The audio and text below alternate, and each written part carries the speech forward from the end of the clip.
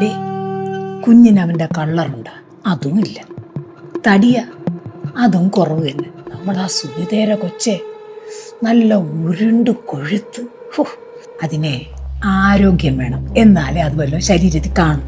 എല്ലാ പെണ്ണുങ്ങൾക്കാണെങ്കിൽ ഇത്തിരി പാലെങ്കിലും കാണും. അതും ഇല്ലടി, അതും കുറവ് തന്നെ.